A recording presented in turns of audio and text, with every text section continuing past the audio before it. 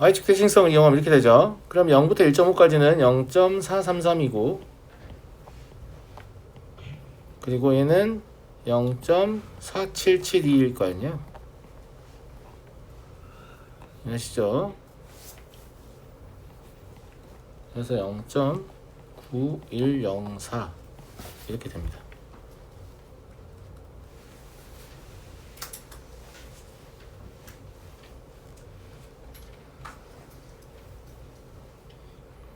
이게 되겠어요?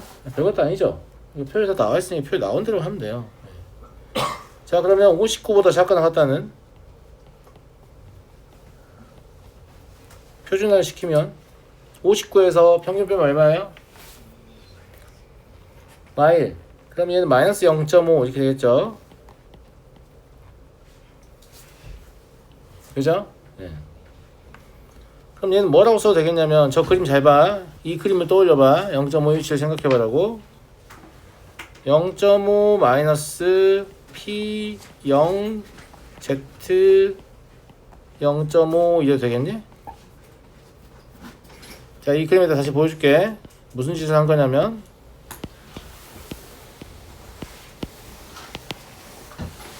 얘가 이렇게 표준 정규분포 곡선이 이렇게 있다고 그랬잖아. 그치? 내가 구해야 되는 건 왜 이렇게 안 대칭이야? 공감하세요? 내가 구해야 되는 건 마이너스 0.5는 한 이쯤 있을 거니까 여기 이 부분의 면적을 구해야 돼요. 맞죠? 예, 근데 그거 그렇게 하지 말고 어차피 이쪽에 똑같은 거 있지 않냐 라는 거죠. 그러면 여기 이 부분은 어차피 얼마일 거니까 0.5일 거니까 이 0.5에서 여기 빼면 되는 거 아니냐. 여기 0.5니까 이런 관점이에요. 이해하시겠죠? 예. 그래서 절반은 무조건 확률이 2분의 1이잖아요. 그 0.5에서 예. 얘를 빼면 되고, 그럼 0.5 마이너스 정균포 표에 뭐라고 나와있어? 1925라고 나와있죠. 저기 보시면 예. 그럼 0.192로 빼면 돼요. 그래서 0.3085 이렇게 되겠네. 됐니? 됐어? 이거 뺄셈 할 때 봐봐. 여기 0.3은 어차피 하나 빌려줄 거니까 4에서 1 빼서 3이라고 쓰면 되잖아. 그럼 그 이하의 숫자라면 0.5 밑에는 사실 숫자가 없었죠. 다 0이었죠. 거기서 나머지 뺄 때 보수계산법이라고 해서 마지막 자리를 제외하면 합이 9인 숫자를 쓰고 마지막 자리만 합이 10인 숫자를 쓰면 되거든요. 그럼 빼지 않고 빼는 효과를 낼 수 있어요. 가령 여기서 9가 있었잖아요. 맞아요? 그럼 9의 보수는 0이거든. 0을 써요. 1이 있었죠. 1에 대한 9의 보수는 8이죠. 8을 써요. 그 다음에 5가 있었죠. 5에 대한 11 보수는 5죠. 그래서 그냥 5를 씁니다. 그럼 뺄셈한 거하고 똑같은 효과를 냅니다. 아시겠죠? 예. 0.308 계산을 개빨리 한 게 아니고 그냥 보수 계산법 한 거예요. 아시겠죠? 예. 넘어가도 됩니까? 무슨 보수 좋아하세요? 보수 좋아하냐고요? 전 진보예요. 쌉진보. 아시겠죠? 자, 2번 보겠습니다. 어떤 고등학교 2학년 학생 400명의 키의 분포는 거의 정규 분포. 야, 거의 정규 분포라는 말은 그냥 정규 분포란 말이야. 아니, 정규 분포가 조금 아닐 수도 있잖아요. 그럼 어떻게 할 건데? 아니, 저는 알고 싶다고요. 그럼 통계학과 가세요. 아시겠죠? 자, 거의 정규 분포란 말은 그냥 정규 분포란 말이야. 알겠니? 그래서 정규 분포다 라고 보시면 돼요. 그러면 이 400명의 키가 실제 이 키가 확률 변수잖아요. 그럼 이 확률 변수 x는 뭘 따르는 거냐면 n 164 그리고 4의 제곱을 따르고 있는 거예요. 아시겠죠? 학생 수를 물어보는데 학생 수는 어떻게 구하는 거냐? 확률을 계산해요. 확률은 뭐가 같은 거예요? 비율하고 같은 거예요. 그러니까 확률은 비율이니까 비율 계산해 400 곱하면 학생 수 나오겠죠. 그래서 학생 수를 구하라고 했지만 우리는 뭘 구할 거예요? 키가 158 이상 164 이하인 확률을 구할 거예요. 그러면 P 158 X 164 얘를 계산을 하면 표준화입니다. 158에서 164 빼면 얼마죠? 마육. 그러면 마이너스 1.5가 되겠네. 여기가 164는 평균이니까 그냥 여긴 0이 되겠죠. 표준표시로 나누나 마나 0을 나누는 거니까. 됐어요? 그럼 얘는 표준 정균포 곡선의 점대칭에 의해서 다음과 같겠죠. 표에 나와 있잖아요. 얼마라고? 0.433이라고. 따라서 구하는 학생 숫자는 400 곱하기 0.433이에요. 이 곱셈 하시면 대략 173명 나옵니다. 곱셈을 생략하겠습니다.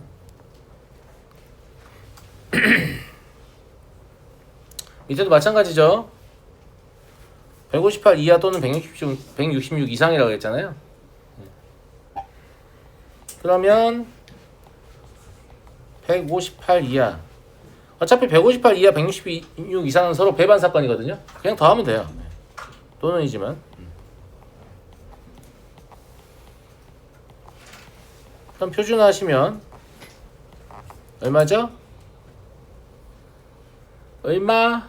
마이너스 1.5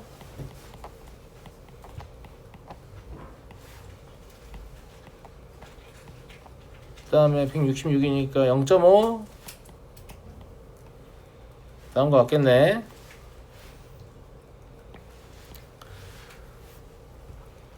마이너스 1.5는 0.5에서 이제 좀 빨리 해도 되겠어요? 죄송합니다. 너무 빨라요. 누구였어요 방금?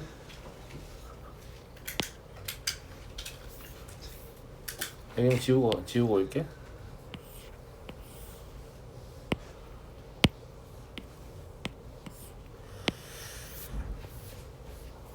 마음속에 항상 뭘 그리라고요? 표준 정규분포를 그리라고요.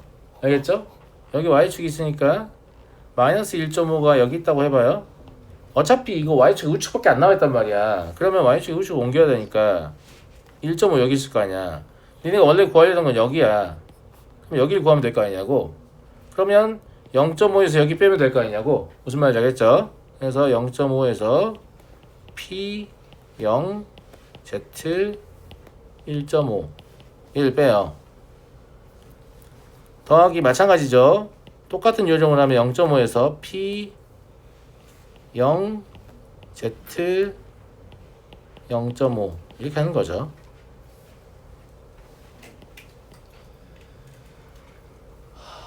그럼 1 마이너스 0.4332 마이너스 0.1915 이렇게 두 개 빼면 되거든요.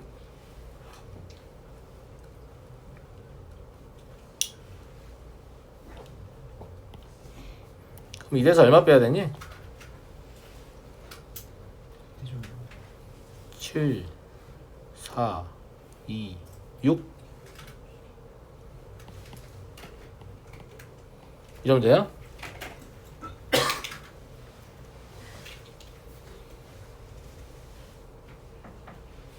그죠? 영준아 이거 보수 계산을 불러보자. 방금 배웠잖아. 3 7 편하지? 편하잖아. 그지? 네, 지울게요. 따라서 400에다가 0.3753을 곱하시면 되고요. 얘는 대충 150명 나올 거예요.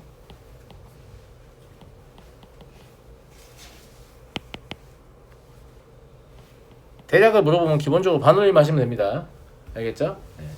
근사치를 물어보고 특별한 언급이 없으면 반올림 하는 거예요. 버림하겠다 뭐 이러면 안 돼요. 알겠죠? 네. 넘어가 됩니까? 진짜 쉽지? 모든 문제가 다 이런 식이야. 한 챕터 다 푸는데 30분이면 풀 거야 진짜. 알았어? 자, 어떤 대학 입시는 1000점 만점으로 지원자 2000명의 득점의 분포는 득점 자체가 뭐냐면 확률 변수 x인 겁니다. 얘가 뭘 따르고 있는 거냐면 n 450 그리고 75의 제곱을 따르고 있는 거야. 이렇게 됐죠? 수험생 몇 명이냐? 이것도 2000명 나와 있으니까 600점 이상인 확률 구하시면 되죠. 그러니까 P x가 600점 이상일 확률은 얼마냐라고 하면 p z 2보다 크거나 같다네요. 표 떠올려봐. 아니 곡선 떠올려봐. 어떻게 하면 되겠어?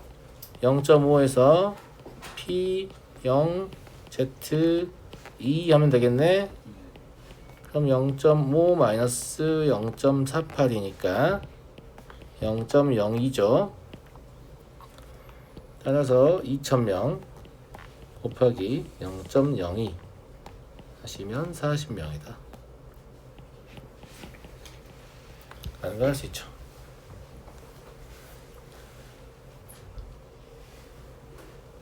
자, 맨날 이렇게 물어보면 너무 쉽잖아. 그지? 그래서 이제 어떻게 물어볼 거냐면 거꾸로 물어볼 거야. 대학교에 입학 정원이 320명일 때 합격 최저점 몇 점이냐? 그러니까 입학 정원이 320명인데 2000명이 지금 지원한 거잖아. 우리 뭘 알 수 있어요? 합격률을 알 수 있죠. 합격률은 합격할 확률을 알 수 있다는 거야. 무슨 말인지 알겠어요? 그러면 합격률은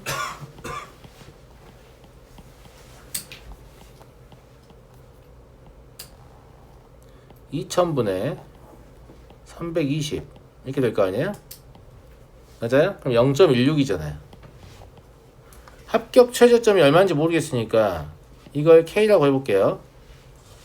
알았죠? 그럼 저 합격률 사실 어떻게 계산하는 거냐면 X가 K보다 크거나 같아요. 당연히 크거나 같아야 합격하지. 뭐 작거나 같아야 합격하는 시험이 어딨어. 그지?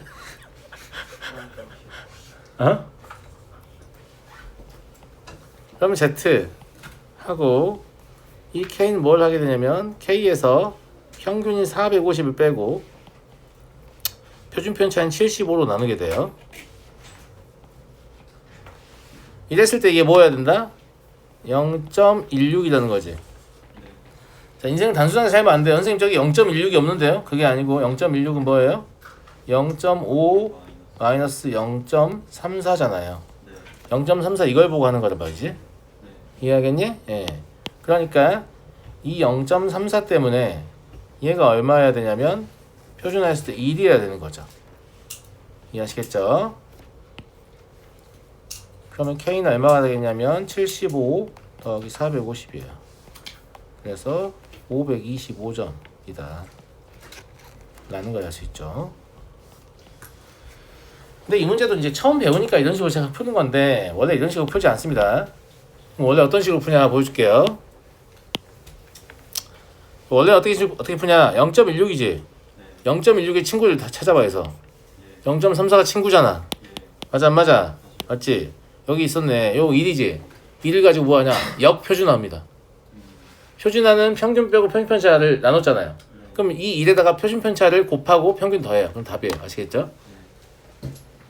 남들 다 그렇게 풀 거니까 무슨 말인지 알겠죠? 네. 넘어가 되겠니? 넘어가 되겠어? 다음 이거는 뭐냐면 표준화의 장점을 얘기하는 거예요. 자 이제 친구 3명이 모였는데 친구 좀 짜나 나 80만 받고 있어. 아 근데 이 문제가 엄청 오래된 문제예요. 평균 봉급이 94만 원이니까 한 20년 넘은 문제인 것 같아요. 알겠죠? 아무튼 친구 3명 모여서 나는 80만 원 받아. 나는 2,000달러 받거든. 나는 18만 원 받아. 그럼 누가 많이 받는지 알기 어렵잖아요. 이때 평균과 표준 편차만 알고 있으면 누가 더 많이 받는지를 알 수 있습니다. 왜냐하면 표준화하면 표준 정균포상에서 위치가 나올 거 아니에요. 그 위치가 위에 있을수록 더 많이 받는 거죠. 상대적으로.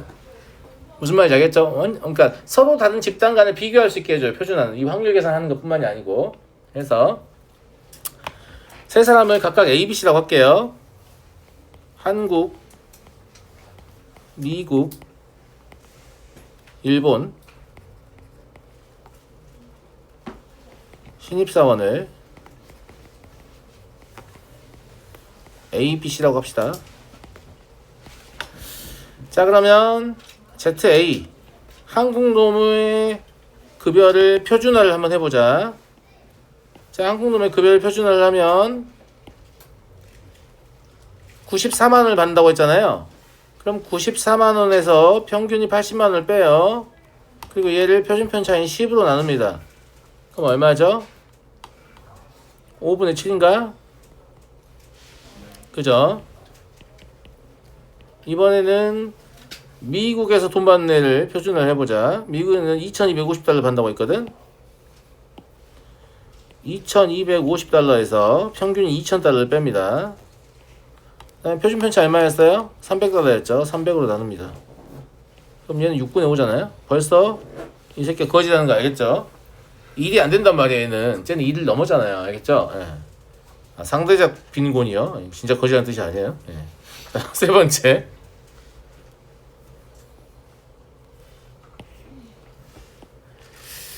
21만 원을 받는데 평균이 얼마? 18만 원이에요. 18을 빼고 2만 5천 원이면 2.5로 나눠야겠죠? 맞습니까? 그럼 얘는 5분의 6이네요. 그럼 역시 우리나라 말도 안 돼. 사실 우리나라 제일 낮을 텐데. 근데 한국에서 만든 문제니까 이런 식인 거죠. 무슨 말인지 알겠죠? 그런데 미국을 제일 안 받는 걸 한 건 좀 이상하긴 한데 아무튼. 네. 그래서 요 숫자들 보시면 각각 누구 순으로? A, C, B 순으로 많이 받는다.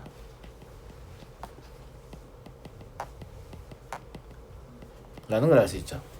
근데 계산해보니까 2,000달러가 288만 원이고 88만 원이 환율이요? 71만 원이고. 환율이요? 네. 그 환율로 계산할 수 없어요. 그래요? 네.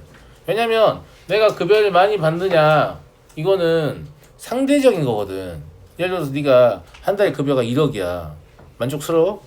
남들은 다 15억씩 받고 있어. 어때? 바로 의미가 없다는 거 알겠죠? 예, 네, 바로 의미가 없어요. 그래서 너 취약계층이라고 막 국가에서 바우처 나와. 1억 받고 있는데. 아무 의미가 없다니까. 알겠지? 그래서 환율 계산해서 해봐야 아무 의미가 없다라는 거예요. 그냥 이 집단 내에서 상대적으로 내가 얼마를 받느냐가 중요한 겁니다. 아시겠죠? 네. 쌤은 몇이에요? 네? 저요? 상일 프로시죠. 저요? 상일프는 범죄 불가능해요. 재벌들 때문에 안 돼요. 저는 그냥 잡밥이죠. 네. 얼마 받으세요? 네? 한 달에 얼마 받으세요? 글쎄요. 저는 사업을 하니까 그때그때 다른데 못 가져갈 때도 있죠. 지난달 같은 경우 못 가져갔어요. 급여 0원이었죠. 0원. 마이너스 5천만 원이었는데. 예. 옆에 인수하느라고. 그렇다. 나 행복하고 싶은데 일단은 제가 지금 학원 운영하면서 내 빚만 좀 털면 행복해질 것 같은데 좀 털고요. 네. 소소연사 배워. 네? 소소연사 배워. 뭘 배워요? 주식이요. 재테크요? 근데 나는 그런 스타일이 아닌가 봐. 나는 그냥 약간 그냥 일해서 돈 벌어야 되는 스타일인 것 같아요. 항상 학원 조금 규모를 키울 때마다 선생님이 엄청 걱정한단 말이야. 너 그러다 망하면 어떡하려고 그래? 그러면 내가 항상 이래요. 쿠팡 이츠가 있잖아.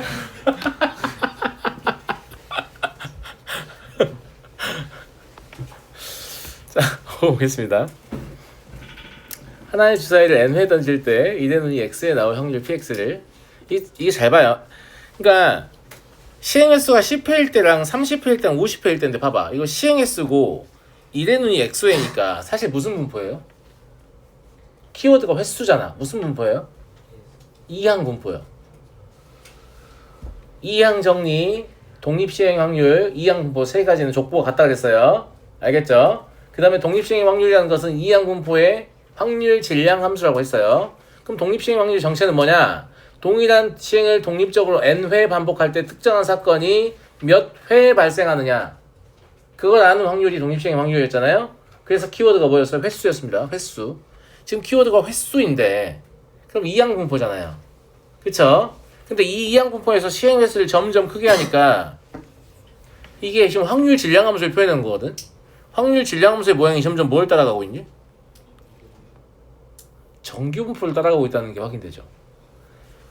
시행 횟수가 적었을 때는 이게 종 모양인가? 뭐 이 종 누가 만들었어? 뭐 김지원이 만들었나? 아무튼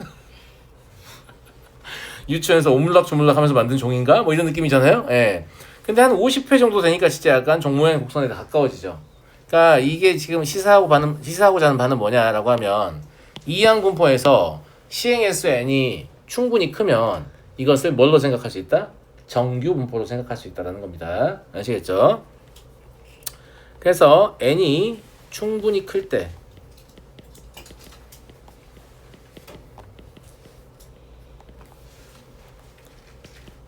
확률 변수 x가 이항 분포 p, n, p를 따르면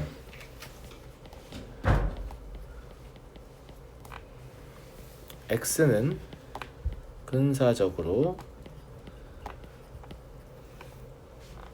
정규 분포 n, np, npq를 따릅니다.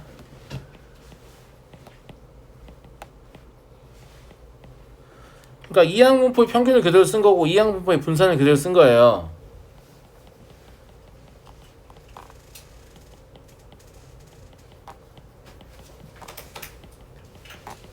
알려져 있다 무슨 뜻이라고요? 알려져 있다 무슨 뜻이라고? 닥치고 외워서 사용하세요 라는 뜻입니다. 아시겠죠? 예. 왜 이런지 알려고 하지 마라. 그런데 n이 충분히 크다, 시행횟수 n이 충분히 크다라고 했잖아. 어느 정도가 충분히 큰 거냐, 그 기준을 제시하고 있습니다. 평균이 이항 분포에서 평균이 5보다 크거나 같고 분산이 5보다 크거나 같으면 충분히 크다라고 봅니다. 근데 잘 모르겠죠? 예. 근데 봐봐, 야 이런 생각할 거 아니야. 시행횟수를 작게 하면서 MP가 5보다 크게 하려면 확률이 존나 크면 되는 거 아니야. 맞아 안 맞아? 시행횟수는 10인데 확률 10분의 9야. 그러면 MP가 5보다 크잖아. 9니까 오 됐다 1분밖에 안 됐어. 근데 MPQ가 안 되잖아. Q는 이제 10분의 1이 될 거니까. 그러니까 MP와 MPQ를 동시에 5보다 크거나 같게 하려면 제 말이 무슨 말인지 알겠죠? 예. 시행횟수를 작게 하고 확률만 키워서는 되지 않는다 라는 얘기예요. 예. 시행횟수가 충분히 커야 된다 이런 얘기고요. 그럼에도 불구하고 어느 정도가 얼마나 충분히 큰지 모르겠어요 라는 학생에게 가이드를 제시하기 위해서 제가 예제를 하나 만들어놨어요. 보세요. 한 개의 주사위를 720회 던질 때 1의 눈이 나오는 횟수를 확률 변수 x라고 하자. 이거 지금 횟수잖아요. 횟수니까 이 x는 뭘 따라가냐면 이항 분포를 따라갑니다. 그럼 x는 이항 분포 720이고 1의 눈이 나올 확률 6분의 1이니까 얘를 따라가겠죠. 근데 얘를 충분히 크다, 720이면 사실 충분히 커 보이잖아. 맞아 안 맞아? 그치? 충분히 크다고 간주하고 얘를 뭘로 바꿔요? 정규 분포로 바꿔서 해석을 할 거예요. 근데 여기도 봐봐, 정규 분포로 바꾸라고 써있잖아 문제에. 알겠어? 그러면 평균은 뭐가 되겠어? 6 곱하기 720이니까 120. 분산은요 100이죠. 그러면 10의 제곱이라고 쓰면 되겠네. 이걸 따라가는 거야. 자 이제 확률 변수 x는 이 정규 분포를 따른다고 보는 겁니다. 알겠죠? 근데 여기서 평균 분산 구하라고 시켰네. 예. 밑에 써놓을게요. 문제도 안 읽고 제가 이러고 있습니다. 죄송합니다. 예.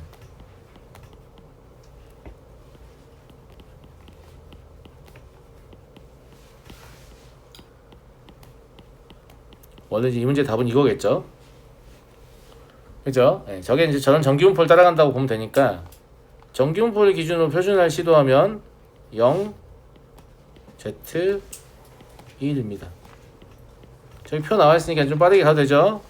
0.5 마이너스 0 아니다 그냥 3, 4, 1, 3이구나. 0과 1 사이니까 3, 4, 1, 4. 당연히 빼는 거 물어보지 않는데 안 빼는 거 물어봐서 당황스러웠습니다. 예. 밑에서 물어보네요. P Z 110이면 얼마지? 마이너스 1이죠. 자 정규분포 공 떠올려봐. 어떻게 처리하겠어? 마일부터 0까지를 모두 처리해. 0부터 1까지 처리하죠.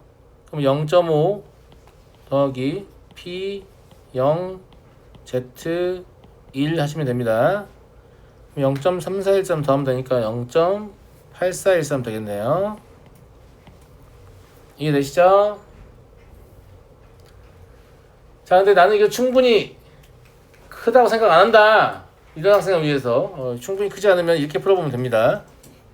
자 정규분포로 근사시키지 않고 직접 확률을 계산해 보라 라는 얘기예요. 자 저와 함께 계산해 볼게요. 이항 분포에서는 확률을 더하게 돼 있거든요. 그럼 120일 때, 121일 때, 122일 때부터 130일 때까지 몇 개 안 되네. 이런 개만 더하면 되네. 이거 안 써도 되죠. 10만 써야 돼요. K는 얼마부터? 120부터 130까지고 확률 질량함수가 뭐라고 했어요? 독립性확률이라고 했죠. 그러면 720 컨비네이션 K 6분의 1의 K제곱 곱하기 6분의 5의 720 마이너스 K제곱을 하시면 정확한 확률을 계산할 수 있어요. 별로 안 하고 싶죠 근데 720 컨비네이션 120부터 벌써 빡치죠. 충분히 크다라는 납득이 확 되죠. 아 정기분포로 바꿔서 풀어야겠구나라는 느낌이 들죠. 그죠? 예. 식만 쓰는 거죠. 네, 식만 쓰는 거예요. 계산하는 게 아니에요. 그래서 이거 나는 충분히 크다고 생각 안 한다. 그럼 너 이렇게 계산하면 된다 이렇게 알려주잖아요. 그러면 선생님 충분히 큰 거 같은데요? 그치. 그치. 충분히 크지. 충분히 크다는 거 바로 알겠죠? 그죠? 네. 자 7번 이렇게 문제가 쉬워서 난이도를 높여봐야 이런 식입니다.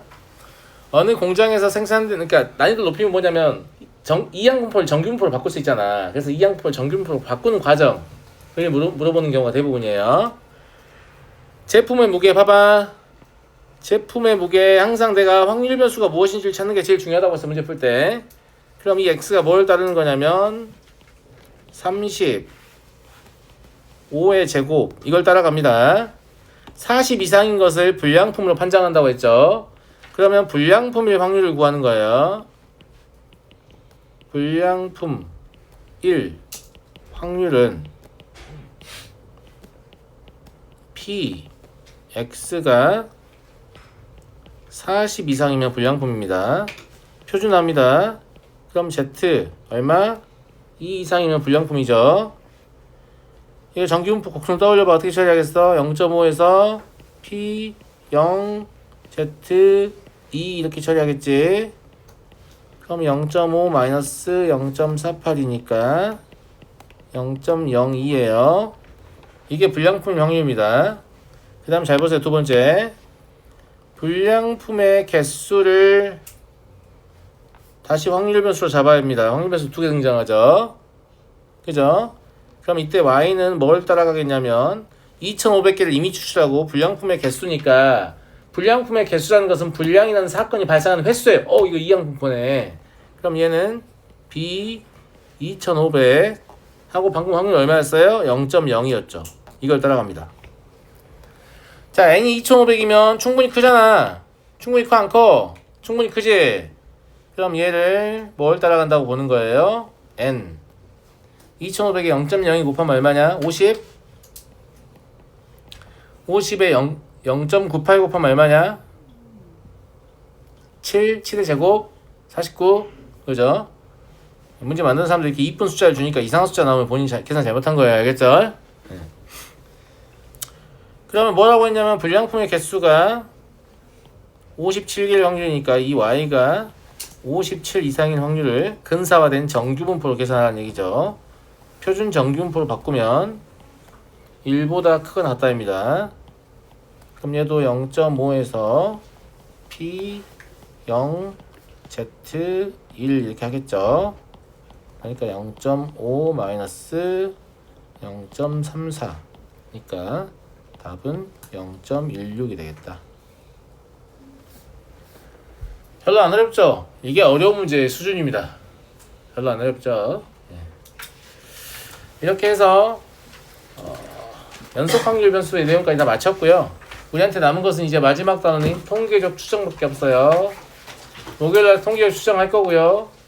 그래서 화요일날 교재오답 싹 끝낼 거고, 그 다음에 또 목요일날 기말고사 보겠습니다.